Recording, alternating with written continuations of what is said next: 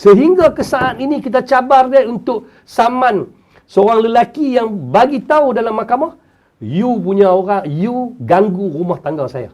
Bila hakim tanya siapa, nama dia Tan Sri Muhyiddin Yassin, ganggu sampai bercerai-berai.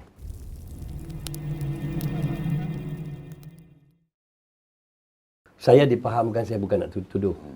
Seperti dilaporkan media. Okey, dilaporkan media, kita quote lah. Ya. Sebab sebahagian ahli-ahli parlimen yang menang, terutama sekali di Kedah, di Pulau Pinang, kawan-kawan kita juga. Dan kawan-kawan kita juga pun mengakui, saya tak mau sebut nama, daripada deposit calon sehingga ke habis hari mengundi, tidak ada dia orang keluar 1 sen pun. Saya minta maaf, saya nak cakap. Dan dia orang bagi tahu kata pimpinan Perikatan Nasional, tokoh-tokoh tertentu dalam Perikatan Nasional yang biayai. Dan kemarin pun kita dipahamkan, Hamzah Zainuddin bagi tahu bagi seorang RM50,000. RM50,000 ni nak bagi apa? Deposit calon apa ni habis dah. Tetapi dia rakyat tengok pelik sangat. PAS ni dia jadi macam satu benda yang terlebih. Kelantan, Terengganu apa, benda bahan-bahan kempen terlebih. Bendera terlebih. Dia bagi tahu, saya bagi contoh, saya minta maaf kepada pimpinan UMNO, okey. Kalau pimpinan daripada pusat bagi duit dekat bahagian, kebetulan ketua bahagian tu tak bertanding. Contoh kalau bagi RM1,000. Ini contoh. Akan turun ke bawah RM200. 800 ketua bahagian tersebut ataupun geng dia akan buh dalam poket. RM200 itulah nak belanja. Ya. Berbeza dengan PAS. Dengan kepimpinan PAS. Kenapa Bersatu ni dia sanggup nak bersama dengan PAS? Ya, sebab PAS ada jentera. Mereka kalau bagi 1,000 dekat seorang-seorang pimpinan tertentu dalam PAS di kawasan tertentu, akan turun di bawah paling tinggi RM995. RM5 mungkin masuk dalam poket untuk beli rokok. Itu kita tengok meriah. Sebab pimpinan PAS, saya akui banyak yang jujur dalam perkara ni. Walaupun mereka tak tanya pun duit tu dari mana. Dia orang A to Z, orang tak main kacau dia orang. Tetapi rakyat tengok pelik. Pelik sangat. Tiba-tiba duit begitu banyak.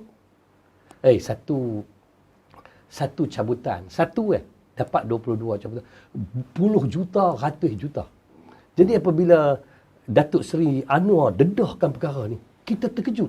Dan satu benda bukan rahsia, apabila seorang menteri besar Terengganu boleh naik kapal, boleh naik kereta, boleh naik bot, dengan memang dia itu tokoh perjudian Malaysia. Ya. Apa kaitan dia? Apa yang dibincangkan dalam bot? Atas kapal. Dia ini memang toke judi. Toke judi. Pelik kalau di kampung kita, seorang toke judi duk kawan minum kopi dengan Tok Imam masjid di kawasan kita. Pelik lah kita nampak. Dan ini juga berlaku dalam PAS. PAS nak nafi apa dia memang toke judi. Jadi bila berkawan begitu, cuma duit-duit judi tertentu yang main salur waktu pilihan raya, kita tak tahu melalui siapa. Tetapi inilah kemewahan yang agak melampau yang ada pada PAS. Dia cerita dia macam ni tau. Saya punya pandangan setelah bincang, buat kajian dengan kawan-kawan. Sewaktu PKP, kita baca 2 tahun yang lalu. 2 tahun yang lalu. Ketika itu, anak muda yang berusia 18 tahun, 19 tahun yang mengundi baru ini, mereka berada dengan ibu bapa. Dia orang masa tu 16, 17. Mereka tidak merasai apa yang Muhyiddin buat. Mereka tak tahu Muhyiddin Yassin ni seorang pemimpin yang gagal. Dia kalau pelik sikit PKP, lockdown dan sebagainya.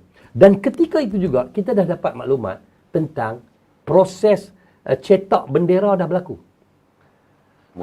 Dan satu lagi, apabila duit mereka, termasuk mungkin duit daripada judi dan sebagainya, mereka dah berjaya membayar sebahagian besar duit mereka itu kepada TikTok, Facebook dan sebagainya.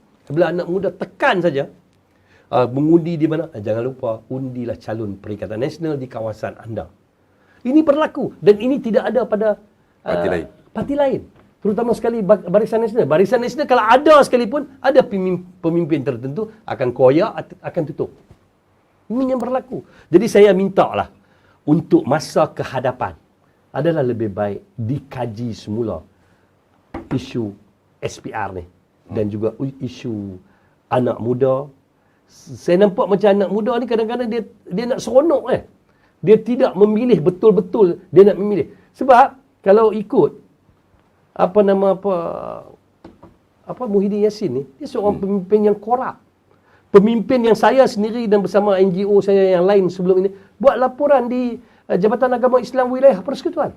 Sehingga ke saat ini kita cabar dia untuk saman seorang lelaki yang bagi tahu dalam mahkamah, you punya orang, you ganggu rumah tangga saya.